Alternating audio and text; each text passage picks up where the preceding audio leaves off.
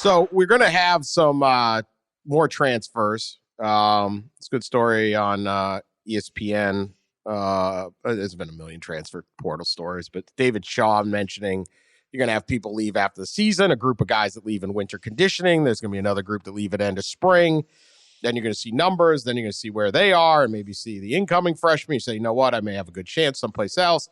And all the coaches are calling for some kind of like schedule, right? I know you've talked to a lot of people about this, Ross and Pat.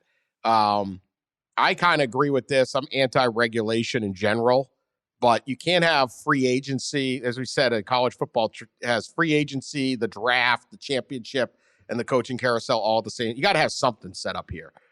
Obviously, a guy wants to drop out of school or not participate with the team. There's nothing you can do, and you can't stop a kid from taking unofficial visits, right? Because these are public. Many of these places are public institutions. If you want to walk on, but what works here? What do you think's reasonable? Ross, I'll start with you. Yeah, I think, and I was meeting with some coaches on the road. I just got in for a 2-week road trip, did the Masters, and then made a couple of stops along the way. And every single one of them I met with, talked about this issue. And this is like the number one issue, 1A, 1B, right? NIL and transfer portal, and both of them together have kind of created what we're seeing now, kind of a free agency of college sports. And I think most coaches want and believe that eventually there will be some kind of closed and open windows to the portal, that it might open like 6 weeks after the fall semester ends, then it'll close, and then it'll open for 6 weeks after the spring semester ends, and it'll close. So you give players a chance to get in the portal, after spring practice, and give them a chance to get in the portal after the fall season. That would bring a little more, I guess, regulation to it. It might help coaches with roster management. That's the big thing you hear over and over again, is how difficult the roster management is. And then you don't have players, honestly, just kind of quitting mid-season, right in the middle of a season. And we've seen that in just going into the portal,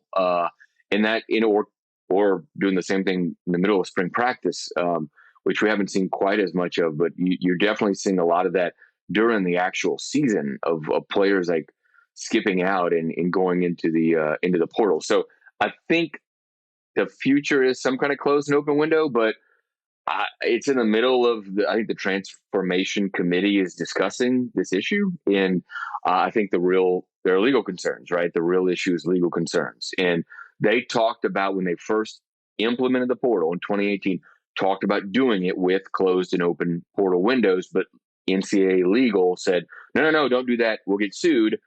A lot of administrators now are regretting not doing that, because really they're going to get sued either way, right? I mean, we live in a litigious society where lawsuits are going to come either way.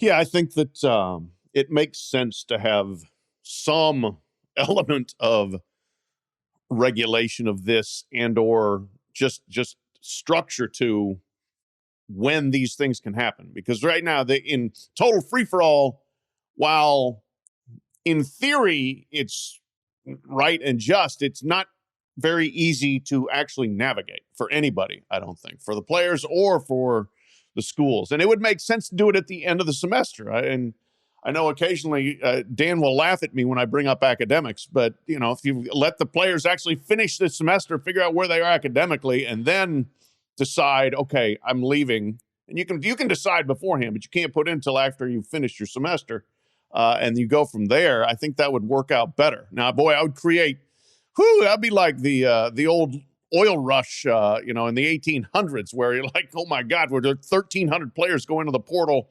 now. Boom, everybody's rushing after those guys then. But better that, I think, than just trying to navigate this constant, like 12 months a year, 365-day sort of trickle almost in and out of the portal. Yeah, I mean, the way I look at it right now, and again, I get twitchy when they start coming up with guardrails.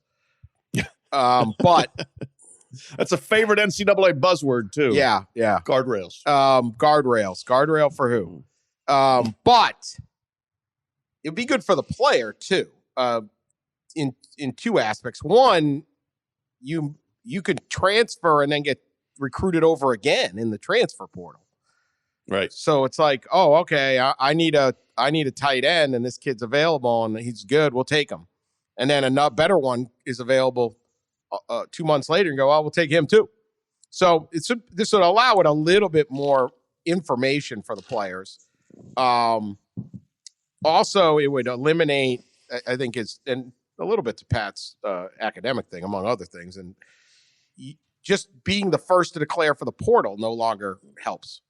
Right. There's kind of a race to the portal because you want to be the top player at your position and then have that pecking order. Instead, it's like, well, it doesn't help to do that in the middle of in the middle of October or whatever. Obviously, kids are going to walk away.